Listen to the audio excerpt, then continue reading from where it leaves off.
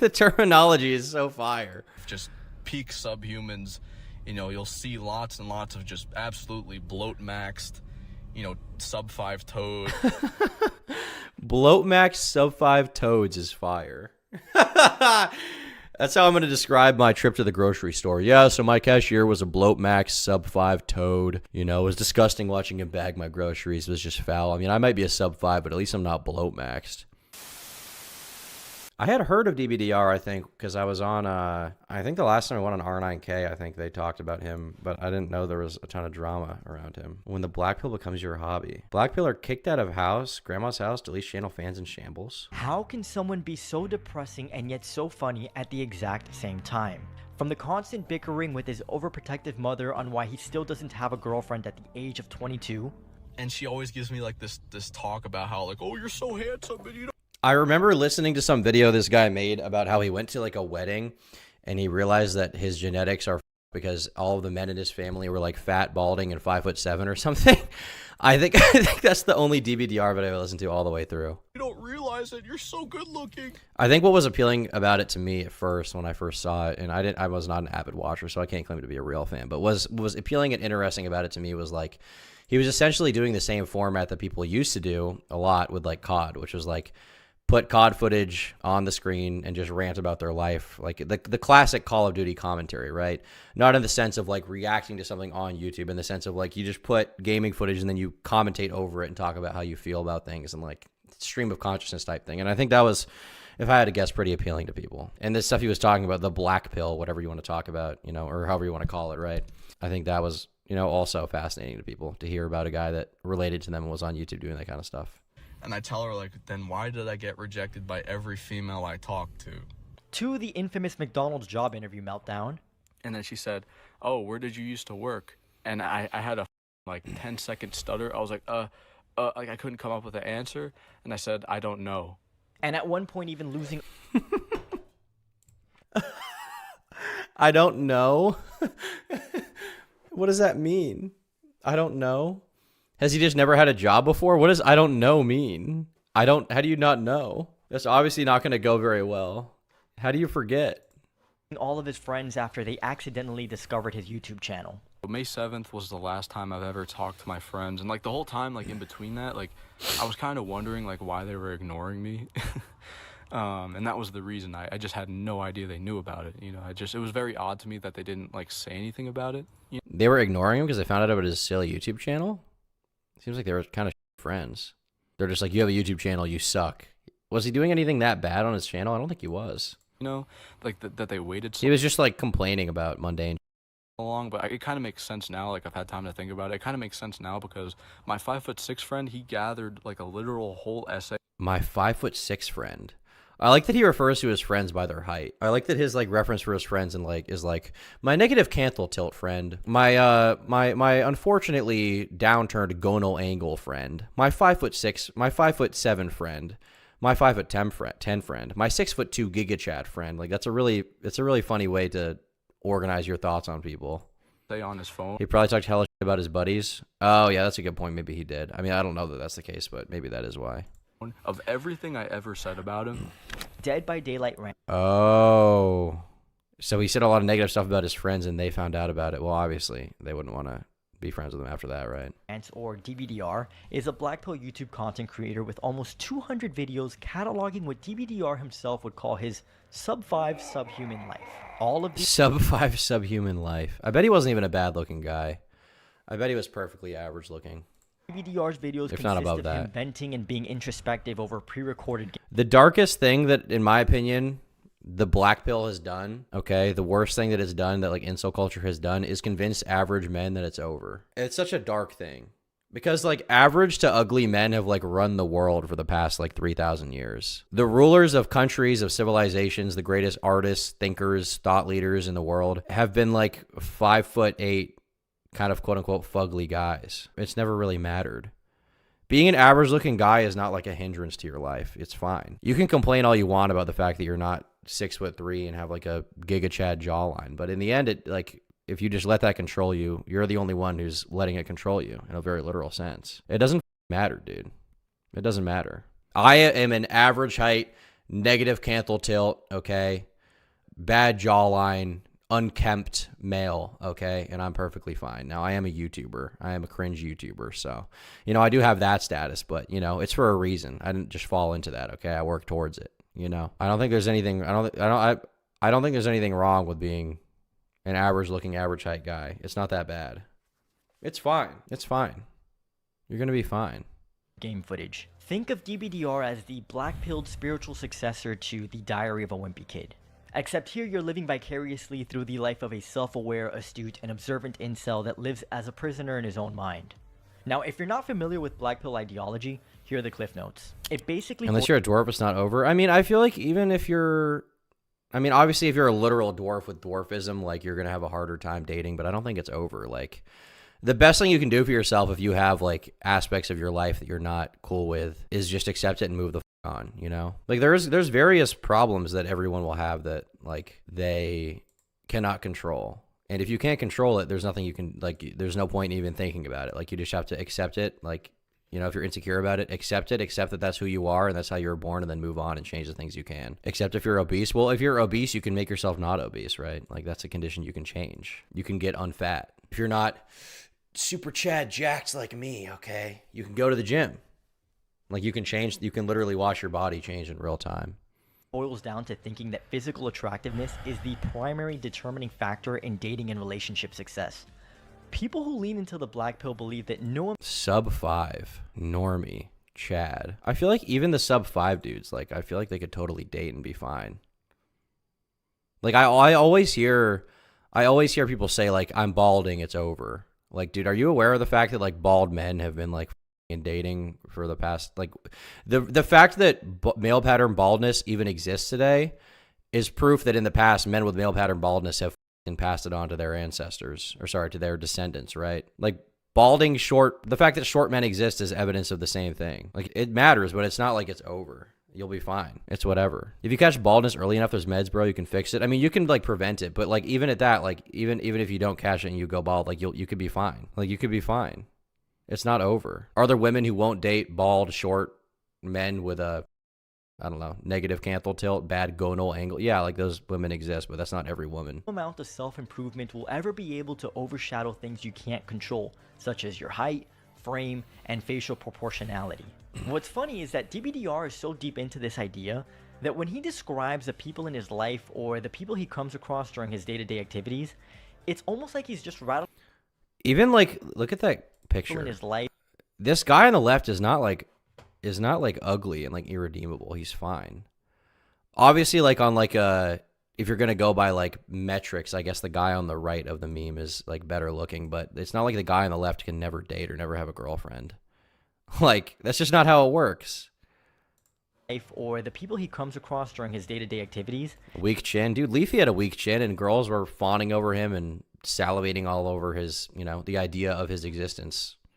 He had a weak chin. Even when he came back and he was, like, fat, like, girls were still, you know, schizo girls online were still into him, you know. These people exist in real life. Almost like he's just rattling off computer specs to feed an AI algo.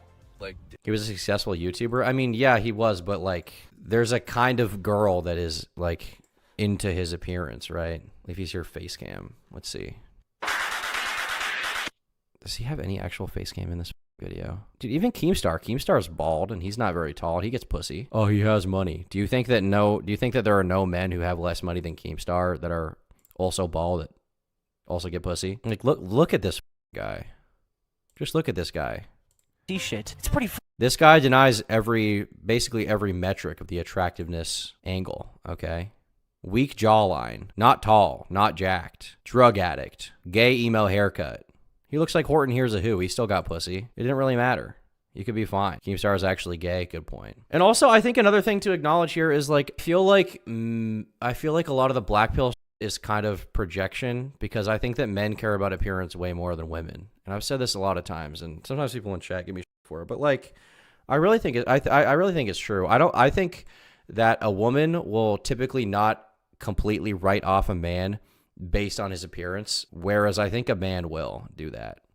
Like I think most men would never date a fat ugly girl, okay? But I think there's a much higher percentage of women who would date a fat ugly guy if they think they're really funny or interesting. Like I just think that is the case, you know. But even what's super frustrating about it too is like this kind of thing leads people who are like a perfectly fine height or even like above the average to think that like they can never make it, right?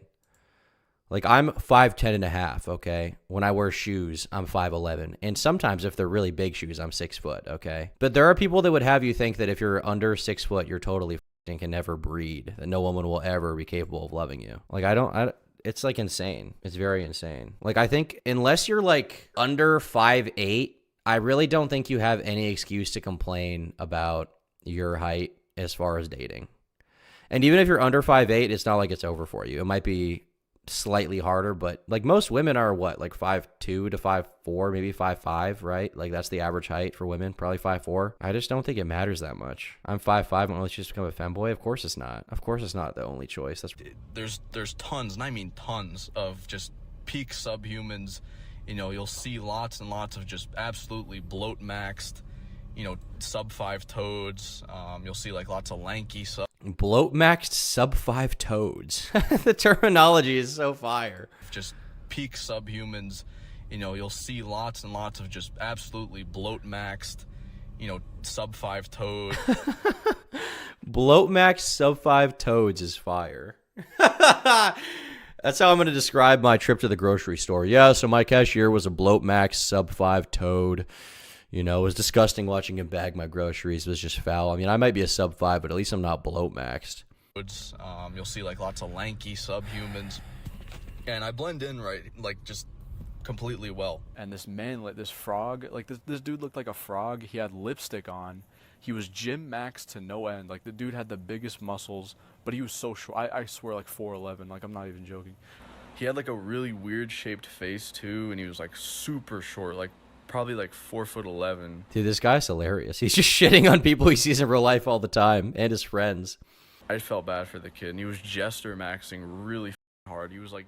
Now, the only physical attributes we get from DBDR himself after listening to various videos are that he's 5'11", pale-skinned, Irish, has a round face, and has wavy reddish-brown ginger hair. And even though he's 2 inches taller than the average male height in the US, he's still incredibly insecure about his height. And so many people cope. Like, I notice this all the time, you know, even when I first started making videos, like, oh, bro, you're 6 foot, bro. It's not over for you, bro. But you gotta realize, you know, and I say this all the time, like, I'm a pretty average height. 5'11" to 6'1" within my age group is so common. Like, I swear. That's kind of... 6'1" is tall. 6'1" is definitely tall. I mean, the closer you get to like 5'8", 5'9", the more average you are, I guess. But 5'11" is definitely pretty, is like, I wouldn't say 5'11" is tall, but it's taller than the average, right? You are basically 6 foot. Once again, I don't think there's any need to complain here. It's fine. I swear to God, like, if I have a kid, I don't want him to be 6'1", because that's the most annoying. I don't know why, like, everyone I ask, like, if I have a kid, I don't want him to be 6'1". What does that even mean? Are you going to be insecure that your son is going to mog you? That should be something you want. You should want your son to be able to mog you. You should want your son to have a good life. What? Oh, how tall are you? How tall are you? Oh, I'm 6'1", bro. 6'1", 6'1", 6'1". Hear that all the time, man.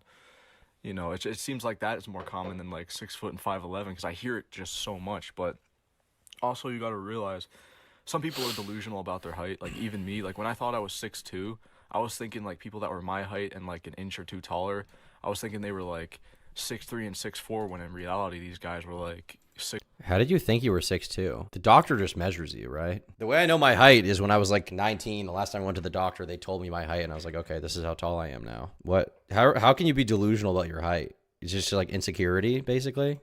6'1", 6'2", you know. And there's this delusional coper at my job. This shit's so funny. This kid, he's about like, I want to say a little tiny bit shorter than me. I don't exactly know how tall he is, but he told me, he's like, oh, I asked him how tall he was. He's like, oh, I'm 6'3", bro. I just started dying laughing. I'm like, dude, do you? I feel like this didn't even happen. I feel like that did not happen. Are guys in real life this delusional about their height?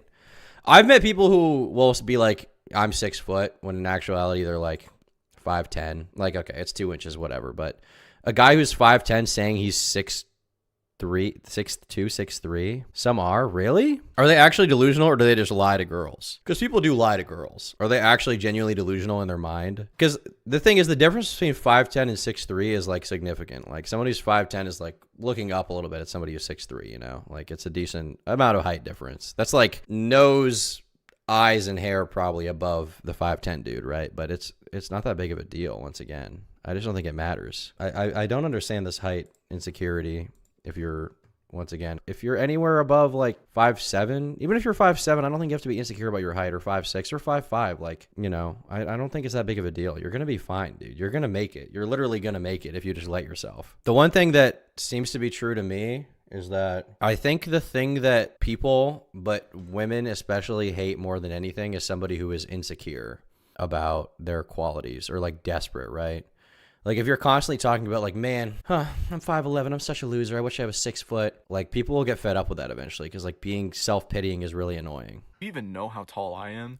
He's like, oh, bro, you have to be at least 6'4", man. I'm like, all right, let's go upstairs. We're going to look at because we have like this thing at the store where someone tries to rob the place. They have like a height thing, like 5 foot, 6 foot, all that shit. And I said, I will bet you money that when I stand next to this, you know, with the shoes I have on, you know, the Air Force Ones, I wear those only for the height. Those shoes, guys, look like shit. Those Air Force Ones, I swear to God, on college campuses, everyone wears those Air Force Ones.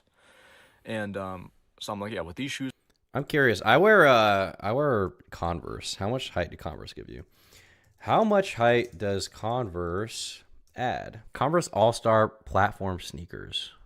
I don't know which ones I have. I have like the high top ones. Converse All-Star Platform Sneakers. Well, they're platform. Converse Chuck 70 high top. I think this is the one I wear. Yeah, that's the one. This one. Okay. They add 26.2 millimeters. Okay. So not very much. How much height do Air Force Ones add? How much height do Air Force Ones add? 1 inch. 1.18 inches. I'm going to be honest, I don't think an extra inch of height is going to considerably change the game for you, DBDR. I don't think it's going to change your life like crazy. Shoes on, when I stand next to it, I will barely even be over 6 foot. And he goes, oh, all right, bro. And you know, I stand right next to it, and he went, oh, like it like ruined his day. Is his coworker like a 17-year-old or something? Yeah, I mean, I couldn't even cope with it. Once I found out I wasn't actually 6'2", or even 6'1", you know, I was like, oh. And if you're wondering, why? I mean, maybe if you're like 14 years old, but if you're an adult, like, is this a guy that's just like never been socialized before? I'm not the most social person in the world, but you know, I went to high school, I went to college, I had like generally typical social experiences. This guy seems like he's been, I hate to use this like argument / point, but he seems like he's been like in his bedroom way too much, on R9K way too much. wondering how a typical DBDR video is constructed, it's probably made similar to that of a Family Guy episode on South Park. Do you guys remember how the manatees picked out the topics for each episode out of a ball pit? She's coming up with an idea. Oh, she came up with Gary Coleman. The idea balls drop into the joke combine and form a part of the new script. Laundry, date, winning, Mexico, Gary Coleman. Yeah, well, in this case, I'm guessing the DBDR grabbed a topic from him.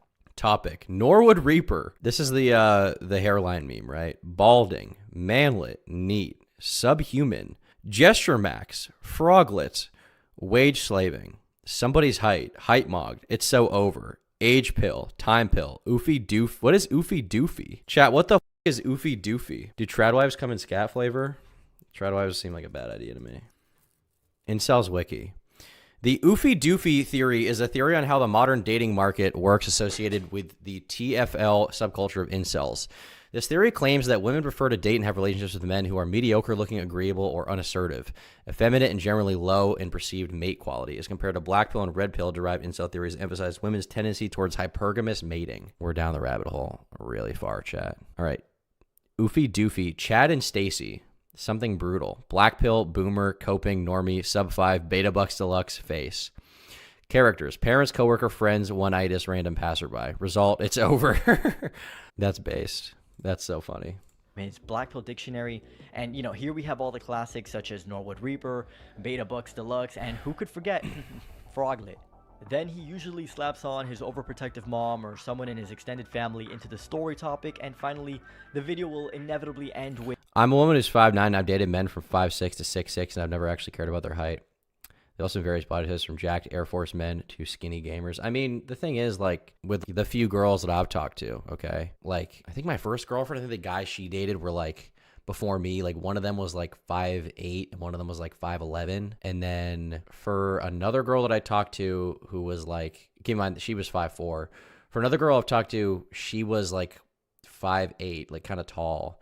And I think the guys she dated were, like, one of them was, like, 5'6", and one of them was, like, 5'7". And then I'm trying to think. I don't remember past that, to be honest. I try not to remember details about when I'm talking to a girl. I try not to think too much about her ex-boyfriends. But once again, just like, I just feel like it doesn't matter that much at all. With an it's over depressing take on life. But yeah, what I was gonna say about the whole family gathering. So basically, how they usually start and end is, you know, my uncles start drinking, then they start fighting, like, oh, and then my mom's always saying, we gotta go, let's go, let's go. And she's always saying this too, like, oh, it doesn't matter what happens, we have to show up to the family gathering because you never ever know when you're gonna need to use your family, so just act like you care because you don't know when you're gonna need to use them. What the Yet somehow, ironically enough, this is also some of the best observational humor you're going to find today on YouTube, in my opinion. They wonder why they have health problems. You're like, oh, why is my cholesterol so high? What's going on? Why is my blood pressure through the fucking roof? And they don't understand why, you know. And, you know, another sad thing I wanted to talk about too. I think this is the video I saw about him talking about his family members. I saw this maybe like a few weeks ago. I was in a pizzeria and this mom and her son walked in, and the son had to be no older than, like, I would say like no older than 12 years old. And this kid was so obese, guys, that the tank was empty. I mean, he was out of gas. He was like,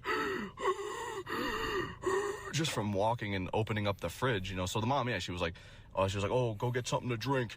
And, you know, the kid, he opens the fridge, he gets a water, and, you know, he comes to the front, and the mom's like, you got a water? You got a water? Put that back and get yourself a Coke. And, you know, he waddled back, and, you know, he put the water in, and you could see him just kind of staring. Bro, this is when I used to go to concerts more. I mean, I never interact with these people, so I don't know if my impression is wrong, but I would go to concerts, and when you go to like a rock show, especially like a butt rock, like Breaking Benjamin show, the tailgating in the parking lot, it's always like, not all of them, but there's always like a decent amount of like relatively obese families that kind of have like the honey boo boo syndrome of like every member of the family is fat, including the 9-year-old somehow. And I remember seeing a bunch of 9-year-olds drinking out of like Monster cans, like downing them, and I was like, bro, I feel like you shouldn't be giving your 9-year-old Monster or Red Bull or anything close to that. I feel like that should not be the case. But this is like a consistent phenomenon I witnessed. Like, how is your 9-year-old child obese? How does your 9-year-old child have like a thyroid issue? How did that happen? At the Coke, and man, it was depressing to watch. It really was. I mean, this kid was so overweight, guys, that like the fat stored in his forehead gave him hunter eyes. Like, it was like pushing down on his like bro. Hunter eyes. Once again, the terminology is fire. And I was like, oh my god, like that is just child abuse. You know, like the kid was genuinely sad. He had to get a Coke because his mom was like, you get the water? Get a Coke. And unlike most of YouTube today, where creators constantly virtue signal, seem rigid, inauthentic, lack self-awareness, and somehow always find a way now to funnel you into purchasing some stupid ebook, course, or even face ratings now, because that's the thing. DBDR, in contrast, just wants to be heard. He isn't looking for sympathy, he isn't trying to be a victim, and he isn't begging for donations or some kind of financial help from you. To me anyway, DBDR... Yeah, I mean, that's why someone like this is so interesting, right? Because the average YouTuber, me included, okay, to an extent, for sure. You know, we have like a reputation to uphold. We comment on current events and give our thoughts, and, you know, people have to make sure they're saying something that's not controversial, right? But with someone like DBDR, he can just say whatever the he wants. He's not even interested in like a huge YouTube career. He's just talking into the void, seeing what happens. And that used to be what YouTube was about. It used to be really fun, and it's just not like that anymore, you know? It's not. Comes off as a genuine and somewhat relatable bro you'd go and have a beer with at the bar while he shares his funny observations of the drunks around you. You're kind of pulling for him to get it together and eventually figure it all out. The only problem now, and this is the most frustrating part about DBDR, is that his type of content does come at a cost. He's stuck in an endless feedback loop where he constantly refers to himself as subhuman and wallows in his own insecurities, which I'm sure are having a negative effect on his self-esteem and social anxiety. And I'm also not 100% convinced that his YouTube community, that's exactly like him more or less, really helps all that much, except for maybe driving him deeper into the hole he's already dug. From what Yeah, definitely not. Because the majority of people that are seeking out a channel like that are people who already agree with it or looking for people to like relate to or listen to who have that kind of same opinion. And I mean, on one hand, that can be fine as like a passive thing, but the problem comes, I think, when like those kinds of opinions are being reinforced, and it leads you down a negative feedback loop for sure. To be clear, I don't think he should be banned at all. I don't think he should be banned. I don't think he was banned. I think the story is he deleted his channel, but yeah, I think you should be able to say whatever the fuck you want. And I find it, it's an interesting concept to hear someone like that. what I've assessed after following his channel for almost a year now, DBDR viewers usually come in 3 camps. If you're miserable, don't surround yourself with other miserable people. Yeah, that's the advice I've given a lot of people. Unfortunately, I personally have found that a lot of people that I have tried to like, I've had like friends in the past and stuff like that, or like relationship prospects that I've tried to like, they've been very miserable people, and I've tried to like convince them to like not engage in that anymore and like, break their self-esteem issues. But typically I find that's very difficult to do. Someone's only going to improve their life and like feel better if they actually want to. The difficult thing about it is like being in misery, as much as they complain about it, like for the most part, it's like largely self-inflicted, and also like they don't actually want to change it, because it's so much easier to just rot in misery and get affirmation from people over it rather than try to improve your life for the better, You're either, number 1, the type that relates to his thoughts and struggles fully, so much so that it's not even vicarious living anymore, he's an extension of you. Or 2, you watch him the way you do a reality show and go, hey, my life may not be all that, but look at this guy's show of a life. Gee, I feel so much better now. Or 3, the third camp is the normie person that stumbles upon a vid randomly through the algo, and then the worst kinds of those people are the ones who use it as attention and sympathy gathering technique. Dude, there's so much of that. Because I've noticed, like, sometimes I'll be talking to someone and I'll be just discussing their like hardships in life or something. And I'll notice that like when I try to give them suggestions or stuff, they like never follow it or immediately shoot it down. And over time, it kind of becomes apparent to me that they're not actually interested in like seeking out advice. Like they'll ask for advice, but they're not actually seeking that out. They're seeking out a pillow to cry into rather than someone to actually like try to give them advice on how to change things a little bit, and proceeds to give general work harder or pull up your bootstraps advice. With that said, giving DBDR solid, good, genuine advice is as effective as trying to teach your dog to speak English. It'll usually just result with him thinking you're either A, a gaslighting normie, Based. B, coping, C, someone who hasn't watched enough of his videos and wouldn't understand, D, a boomer who doesn't understand current times, or E, Chad Stacy that could never understand.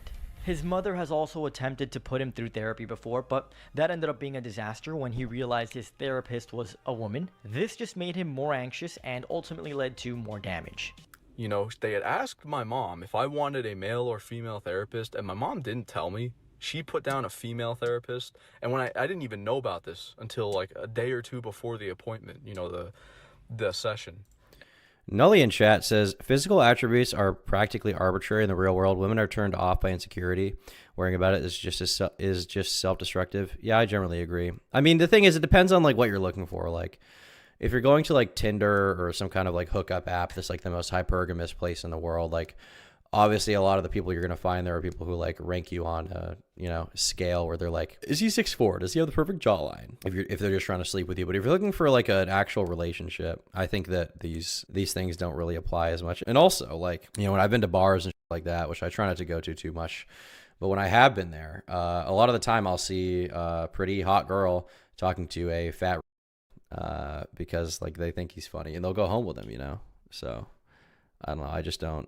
I don't think that attractiveness plays as big of a factor as these people think. And I told my mom, I said, why did you pick a female therapist? She was like, oh no, trust me, women are so much more gentle and understanding. It's going to be good for you. And I was like, all right. But she's probably thinking my son's a giant pussy who can't deal with a man who is going to be like a good father figure or something. Yeah, my mom, basically, she set me up with this lady. Not that a therapist should be a father figure, but, she's probably just like, my son's a sensitive, sweet boy. And right as we were going to go to the first session, my mom said, she's like, all right, I want to talk to this lady to make sure she's good for you. I want to have a couple words with this lady. And when we got there, my mom is nuts. We were all normal. Same thing, like I had to consent to my mom being there. And my mom, she was normal. My mom was normal, guys. She didn't show any like weird behavior. All of a sudden, you know, when she sits down, you know, and starts talking to this lady, she just burst out screaming like, This kid should get a stepdad. If he had a stepdad, he'd probably be like, wow, just more evidence my mom has already moved on from my dad. My mom's such a slut, Stacy. Or, you know. please help my son. Please help him, please. He's so depressed. He's so miserable. Please help him. And it was over. It was over. The first impression, you know, that this therapist lady got, it was over. You know, my mom basically me. You know, my mom should have won an Oscar for that performance, because I've never seen some like this in my life. Like, I really haven't. It's honestly quite sad that DBDR struggles so much making connections offline. At least when he's alone with his thoughts, DBDR, he just comes off like so down to earth and self-aware of what's going on around him that it's interesting to see that no one in his day-to-day life has taken any interest in getting to know him. But then again, relationships are a two-way street and he needs to initiate as well. And it's one thing to vent. Yeah, if I had to guess, this kind of guy was probably not that.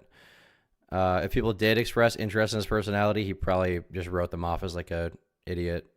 You know, who knows what he thought about them, and was just unwilling to engage with them in any serious way. Like, if you want to make a friendship work, it's a two-way thing, you know? I found my girlfriend of 2 years on Tinder. I just refuse to talk to hookup type girls. Not that attractive personality carries. I agree, it does. And yeah, I mean, you can definitely meet long-term partners on Tinder. I just think that if you're looking specifically for that, like, you're going to come across a lot of people who aren't looking for that on Tinder, you know?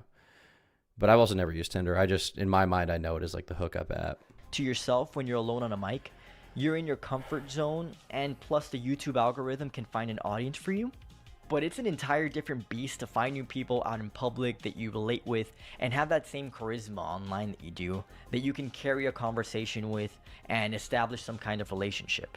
And although in my personal life, I'm nowhere near the position that he's in today, there was a point in my life around his age where I could relate more to his thoughts and feelings before I made the necessary improvements to my life and took more chances. Hopefully he gets the therapy and real help he needs to make it through. Do you guys remember when Andrew Tate made that infamous statement that most men are invisible? Most men are basically invisible.